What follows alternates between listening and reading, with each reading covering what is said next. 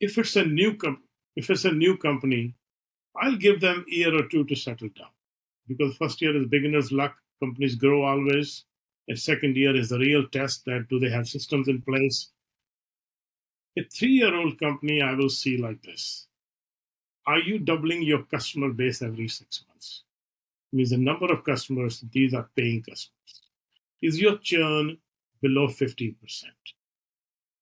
Is the average size of your transactions is growing by 10% every 6 months? Means if the customer was paying you average $100, then in the next 10 months, the next 6 months it is paying $110, then continuation. So why? Because you're adding more services, or you are able to increase prices, or all those things you're doing, that customer is willing to pay you more. Is your monthly cash flow more than your burn rate? Mean in 3 years, you are not dependent on any outside investors. You have a strategy which has taken you through your year one as a new company, year two as a company which has established systems, year three, the company which is adding customers, adding revenue. It is getting actually higher revenue, and the profitability which is keeping it alive without any outside capital. When you come to the market, you already have a competitor, unless you have invented that market, unless you have kind of discovered the market, or you are the one who created their market, just like Apple does. They had an iPod, which was creation of a new market. So that is far and few. You're going into an industry where already there are players who are established, they have resources, but you have higher level of energy. That is the difference here. You are not complacent. You want to fight it out. You want to see what is your place in this industry. What is your fair share of this market?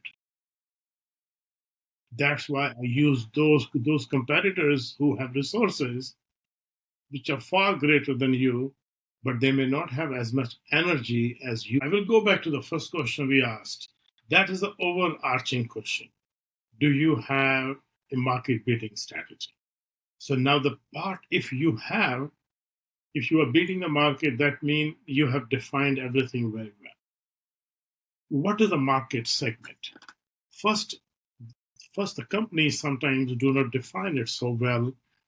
There is a whole sort of technique to do that. A total addressable market, total obtainable market, the serviceable obtainable markets. Sometimes I have seen, not sometimes, I would say, I've seen many times an entrepreneur gets an idea. Now that idea is an idea, it hasn't become a product. It hasn't found its followers. I'm not saying customers, followers. Now they just start to create samples or MVPs and start to test the market. Before they do that, if they can take a step back, get help from somebody or some company or peers, that can you help me define what is my market segment? A market segment is collection of people who have distinct features, or or they form a group of people who are the most likely to buy your product or your service.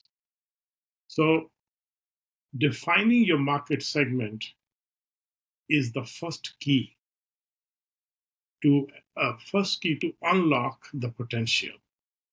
When we say I'm a potential by itself does nothing. You have to make it kinetic with your actions. Those actions are, how do you want to clearly the position yourself in the market? If this is a new product or a service, are you positioning yourself as a market? The market which is crowded market, are you positioning yourself as a market leader? If something of that sort exists in the market, are you creating a product which is better than what is in the market? So it means, are you rapidly catching up to the leader? Third one is a value proposition. This product already is in the market, and I'm coming in the market, to offer at a much lower price. It's the laggards. So you have to clearly define what are you going to do, what is your segment.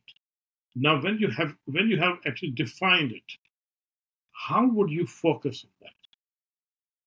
How would you reach all your customers? How would you reach your potential customers that I have a product which is better than what's in the market, or this is a product which doesn't exist now, but it will solve such and such kind of problem in your life?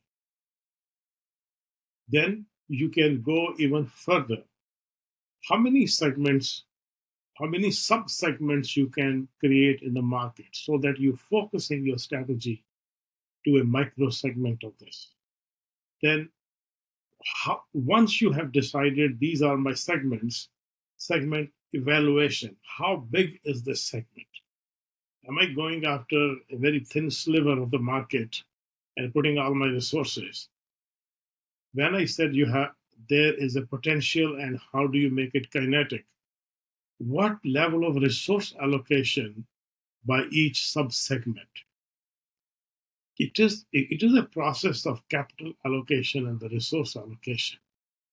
It's not simply emotion that I have a best product and I'm going to beat everybody out. It doesn't happen that way. How often now people think they have defined the segment early in the year and it's not changing? We know things are changing. We are living in a world which everything is unknown, things are unknowable and constantly changing.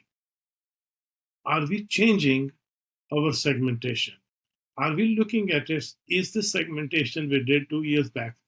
Is it still the same? What has changed in our segmentation so we can adjust?